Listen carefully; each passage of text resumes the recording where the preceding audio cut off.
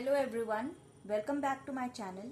So today's topic of discussion is the Sino-Indian War जो कि हुआ था 1962 में और जिसे हम इंडो चाइना वॉर के नाम से भी जानते हैं. इसका पहले किसी भी वॉर के बारे में डिस्कस करने से पहले उसका बैकग्राउंड डिस्कस करना ज़रूरी है. क्या रीजंस थे इस वॉर के, तो चलिए आज वो देखते हैं. तो सबसे पहला एक रीज़न था कि चाइना कई सालों से, in fact since the era of Kublai Khan, China claim कर रहा था तिब्बत पे क्लेम कर रहा था कि तिब्बत चाइना का पार्ट है. एंड इसकी हिस्ट्री अगर देखी जाए तो चाइना मांचू डायनेस्टी के एक किंग ने लासा को 6th दलाई लामा के रीजन के टाइम पे माचू डायनेस्टी के एक किंग ने कैप्चर कर लिया था और उसके बाद से तिब्बत जो है वो चाइना के कंट्रोल में आ गया. बट माचू डायनेस्टी के डिक्लाइन के बाद, जब वो वीक होने लगा, वो डायनेस्टी वीक होने लगी, उसके बाद तिब्बत वापस से चाइना के कंट्रोल से फ्री हो गया था. And on the other hand India भी ट्रेड रिलेशंस रखता था ब्रिटिश पीरियड से ही. पहले शुरुआत में तो नहीं, but later colonel Younghusband के टाइम से ट्रेड रिलेशंस इस्टेब्लिश हो गए इंडिया के तिब्बत के साथ. एंड 1914 में एक कन्वेंशन ऑर्गेनाइज हुई थी शिमला में, जिसके अकॉर्डिंग एक बॉर्डर ड्रॉ कर लिया गया for between India and Tibet. India और तिब्बत का बॉर्डर डिसाइड किया गया, जिसे कहते हैं McMahon. This is MC and later MAHON is the spelling. तो ये मकमाहोन लाइन ड्रॉ करी गई बिटवीन इंडिया एंड तिब्बत, जिसे कि चाइना ने भी अग्री किया था एट दैट पॉइंट. सो अगर हिस्ट्री देखी जाए तो इंडिया चाइना का और इंडिया तिब्बत का बॉर्डर कभी भी ऑफिशियली नहीं बनाया गया था, ऑफिशियली डिक्लेयर नहीं किया गया था. समहाउ इस पे काफ़ी ज़्यादा कन्फ्यूजन कई सालों से रहा है. इंडिया कहता है कि कुछ पार्ट्स उसका इंडिया का पार्ट थे पहले से. इंडिया के कश्मीर रीजन, जो कि प्रेजेंट डे लद्दाख का रीजन है, उसका पार्ट थे. And on the other hand China का क्लेम है कि Tibet was a part of Jinjiang province. तो ये तो हो गई थी तिब्बत की बात. अब नेक्स्ट अक्साई चिन के बारे में जानते हैं. तो अक्साई चिन एक ऐसा एरिया है जो कि इंडिया और चाइना दोनों क्लेम कर रहे हैं इस पे. तो ये एरिया अरुणाचल प्रदेश के पास है, थोड़ा अरुणाचल प्रदेश के पास का एरिया है ये. सो 1957 में चाइना ने एक अक्साई चिन से गुजरने वाली एक रोड बनाई towards the Jinjiang province. Tibet और इस प्रोविंस को कनेक्ट करते हुए एक रोड बिल्ड करी, जो कि which was one of the reasons for this war. अब इन 1956 से रिवोल्ट हुआ एंड 1959 में फाइनली चाइना ने तिब्बत को ऑक्यूपाई कर लिया, जिसके बाद दलाई लामा ने पॉलिटिकल असाइलम सीक किया इन इंडिया, जो कि इंडिया में उन्हें मिल गया.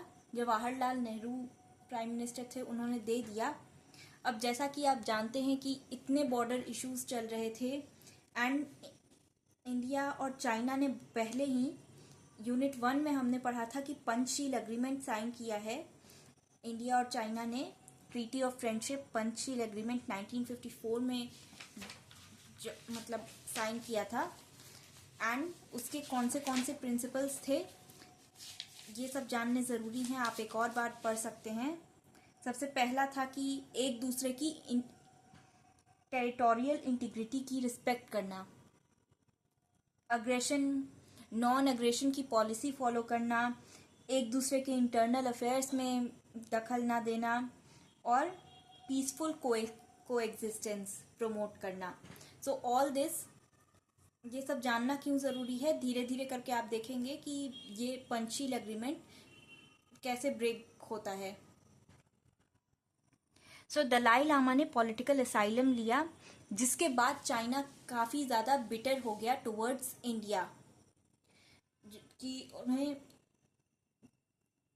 उनके अकॉर्डिंग टू देम ये पॉलिटिकल असाइलम नहीं दिया जाना चाहिए था दलाई लामा को।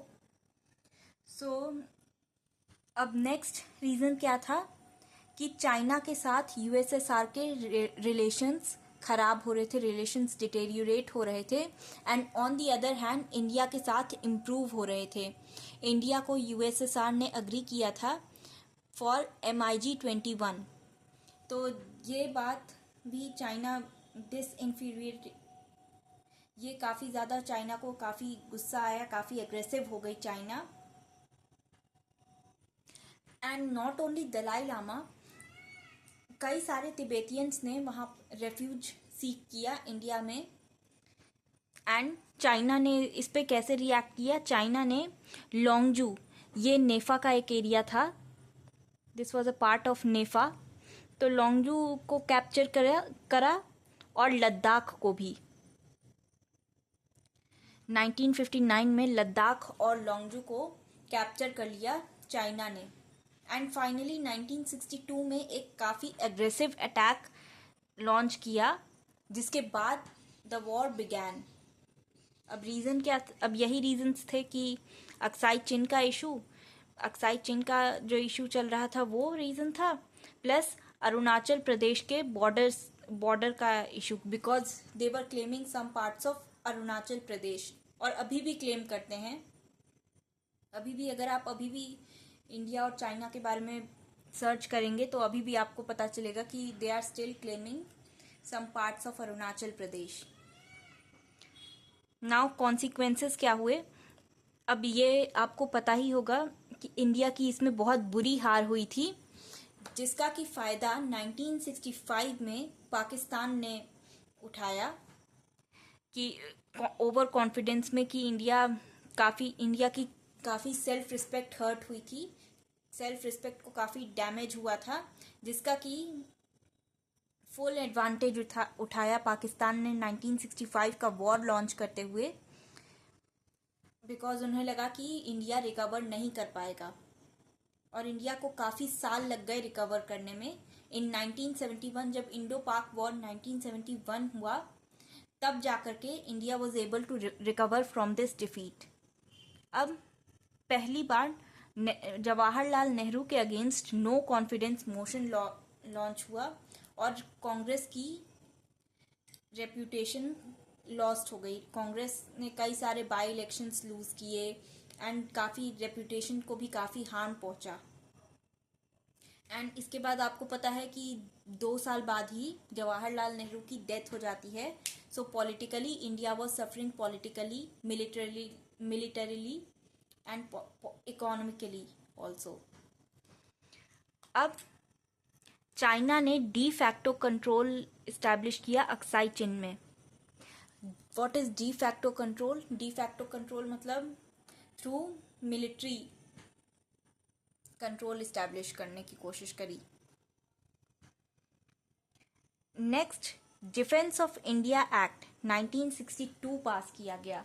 अब इसके अकॉर्डिंग ये एक्ट क्या था कि कोई भी चाइनीज़ सरनेम का कोई भी इंसान अगर पाया जाता है, या कोई भी चाइनीज़ ब्लड लाइन भी चाइनीज़ हो, या किसी की शादी चाइनीज़ पार्टनर से हुई हो, चाहे कोई भी like any sort of Chinese connection किसी इंसान का हो, so they should be immediately arrested. तो इसकी वजह से कई सारे चाइनीज़ इंडियंस को इंडिया छोड़ना पड़ा। So this was all about the Sino Indian war. I hope आपको समझ आ गया हो। अगर कोई चीज़ नहीं समझ आई हो तो आप कमेंट कर सकते हैं, you can ask the questions. और अगली वीडियो आपको किस पर चाहिए ये ज़रूर कमेंट करना।